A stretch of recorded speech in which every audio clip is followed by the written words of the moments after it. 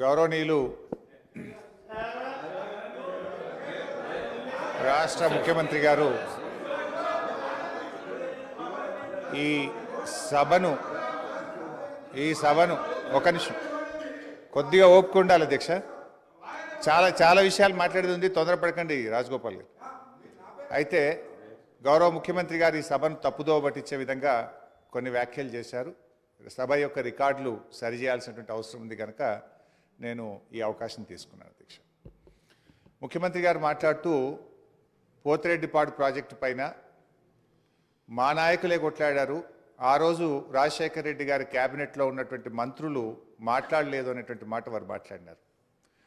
నేను దాని మీద ఒకరోజు వీలైతే చర్చ పెట్టండి, సభ రికార్డులు తీసి బయట పెట్టండి, వీడియో ఫుటేజ్ కూడా ఉంటుంది సభలో, అన్ని విషయాలు కూడా బయట పెడితే దాని మీద నేను చర్చకు సిద్ధం. But I want to reiterate the record. ఆ రోజు రాజశేఖర రెడ్డి గారి క్యాబినెట్ నుంచి మేము 6 మంత్రులం 14 నెలలకే మేము రాజీనామా చేశాము. మేము రాజీనామా చేసినప్పుడు చెప్పే 6 కారణాలు, అందులో మొట్టమొదటి కారణం అక్రమంగా పోతిరెడ్డిపాడు ప్రాజెక్టును పొక్కగొట్టి మా తెలంగాణకు దక్కాల్సిన కృష్ణా నదీ జలాలను రాయలసీమకు తరలించకపోతున్నందుకు నిరసనగా ఈ క్యాబినెట్ నుంచి మేము వైదొలుగుతున్నాము. తెలంగాణను ముంచి పులిచింతల ప్రాజెక్టు గట్టి ఆంధ్రాకు నీళ్లు మళ్లించే పులిచింతల ప్రాజెక్టును ఆపకపోవడం వల్ల మేము ఈ క్యాబినెట్ నుంచి వైదొలుగుతున్నాము. 610 జీవో అమలు చేయడంలో నిర్లక్ష్యం కారణంగా మా తెలంగాణ పిల్లలకు ఉద్యోగాలు దక్కే విషయంలో మా మాట తప్పుతున్నందుకు నిరసనగా ఈ క్యాబినెట్ నుంచి మేము వైదొలుగుతున్నాము. నక్సలైట్లతో చర్చల పేరిట చర్చలు జరిపి ఎన్కౌంటర్లు చేస్తున్నారు, ఆ ఫేక్ ఎన్కౌంటర్లు జరుగుతున్నాయి కనుక మేము రాజీనామా చేస్తున్నాము. ఇట్లా ఒక 6 కారణాలు ఇదే సభలో చెప్పాం, బయట చెప్పి మేము ఆ రోజు రాజీనామా చేస్తామనేటువంటి విషయాన్ని సభ ద్వారా గౌరవ ముఖ్యమంత్రి దృష్టికి మీ దృష్టికి తెస్తున్నాం.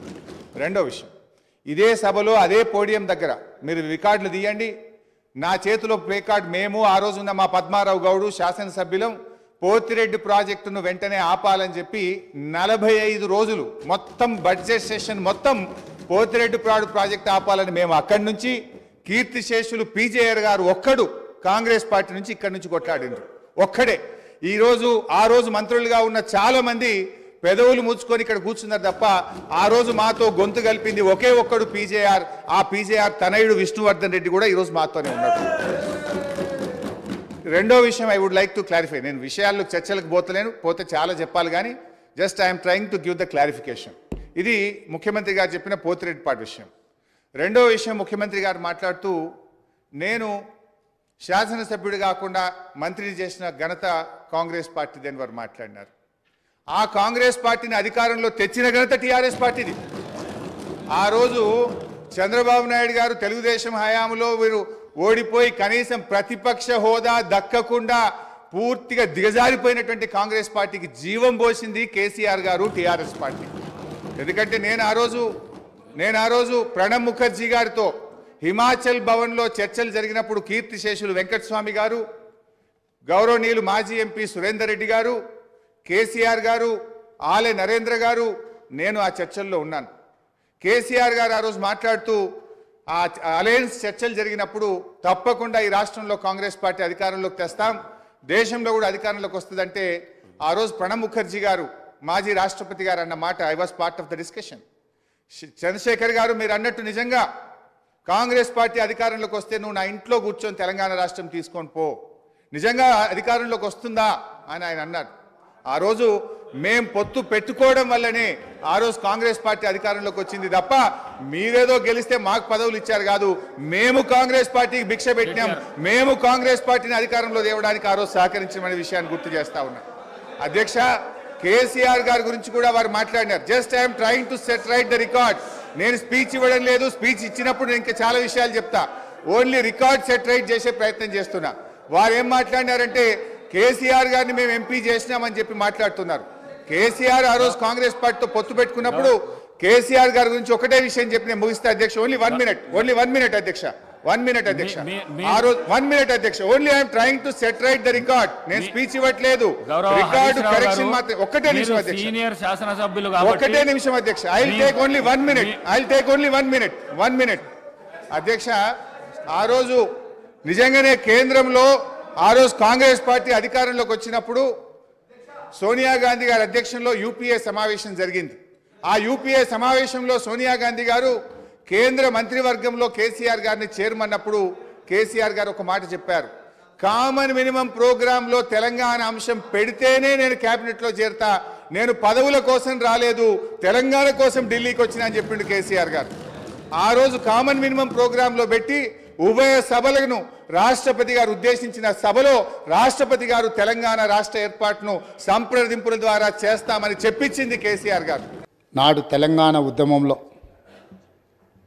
తెలంగాణ 4 కోట్ల ప్రజలను ఏకోన్ముఖం చేసి ఉద్యమ స్ఫూర్తిని విద్యార్థులలో, నిరుద్యోగ యువకులలో, ఉద్యమకారులలో, తెలంగాణ రాష్ట్ర సాధనలో అమరులైన కుటుంబాలకు స్ఫూర్తినిచ్చిన అందశ్రీ గారి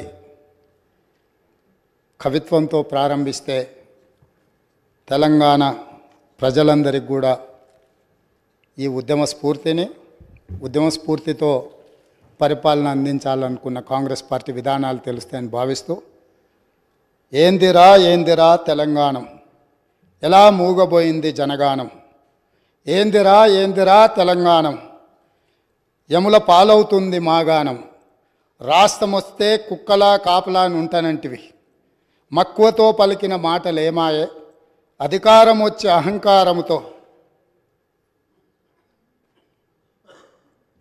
పొంకనాలకు పోయి రంకెలేసుడు ఏంది. అందశ్రీ గారు తెలంగాణలో జరుగుతున్న పరిణామాల మీద ఒక స్పష్టమైన భాషను, భావాన్ని ఈ తెలంగాణ సమాజానికి ఇచ్చిండ్రు. ఈరోజు శాసనసభలో వారి యొక్క ఆలోచనను ఈ శాసనసభ ద్వారా తెలంగాణ ప్రజలకు గుర్తు చేస్తూ ఈ శాసనసభలో జరుగుతున్న చర్చలు, తీసుకుంటున్న నిర్ణయాలు, ప్రజలిచ్చిన తీర్పును దృష్టిలో పెట్టుకొని మనం ఇక్కడ చర్చలకు పాల్పడడం కానీ పార్టీ నిర్ణయాలు తీసుకుంటే బాగుంటుందన్న ఆలోచనతో ఈ తెలంగాణ ప్రజలు ఇచ్చిన విలక్షణమైన తీర్పు, కుటుంబ పాలనకు వ్యతిరేకంగా ఇచ్చిన తీర్పు, ఈ కుటుంబ పాలనకు వ్యతిరేకంగా ఇచ్చిన తీర్పుతో మొన్నటి వరకు పాలకులు ఉన్న వాళ్లకు ప్రజల యొక్క ఆలోచన, ప్రజలిచ్చిన తీర్పును గౌరవించి శాసనసభ ప్రతిపక్ష నాయకుడిగా ఇతరులకు ఎవరికైనా అవకాశం వస్తుందేమో అని నేను ఆశించిన, తెలంగాణ సమాజం కూడా ఆశించింది. కానీ కానీ కానీ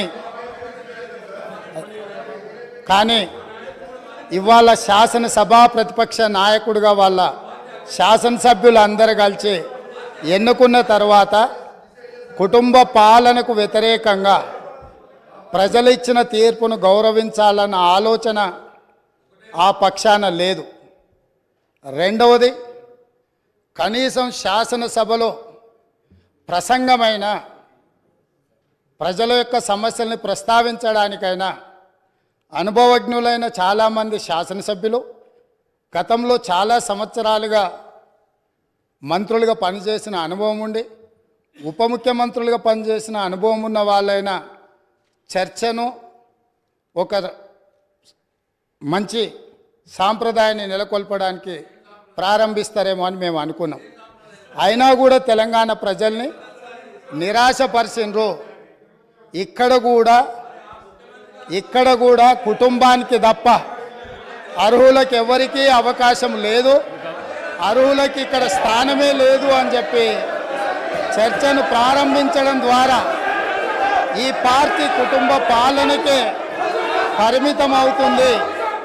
ప్రజాస్వామిక విలువలకు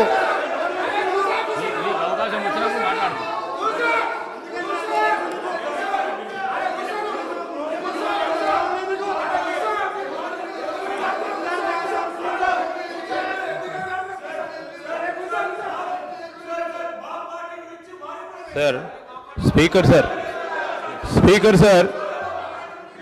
Speaker sir, I request honorable members. ఎందుకంటే గౌరవ ముఖ్యమంత్రి గారు జస్ట్ స్టార్ట్ చేసిండ్రు డిస్కషన్. మీరందరూ కూడా వినే ఓపికతో వినండి.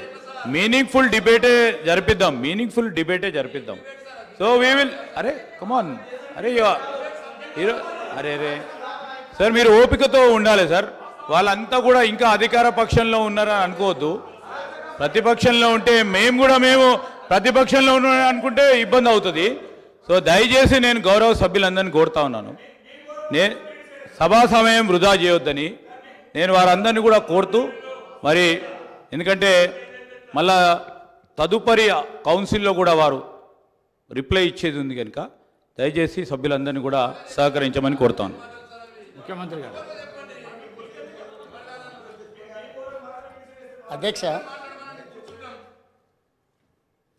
ప్రజా జీవితంలో ఉన్నప్పుడు అడుగుతాం కడుగుతాం అని చెప్పి శ్రీశ్రీ గారు ఎప్పుడో చెప్పిండ్రు. ఈరోజు మా కుటుంబము, మా పార్టీ, మా ఇష్టము అనే నియంతృత్వ పోకడలను సూచిస్తుంది. ఎందుకంటే నిరంకుశత్వం అనేది ఎక్కువ కాలము చెల్లదు, నిలబడదు. ప్రజలు నిటారుగా నిలబడి ఈ కుటుంబ పాలనకు వ్యతిరేకంగా మేము తీర్పిచ్చినామని నికార్సైన తీర్పిచ్చిన తర్వాత కూడా వాళ్ళలో మార్పు రాలేదు. కాబట్టి రేపు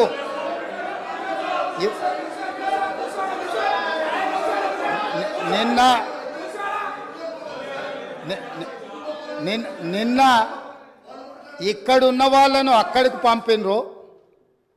ప్రజా తీర్పును గౌరవించకపోతే అక్కడున్న వాళ్ళను అక్కడికి పంపుతారు బయటికి.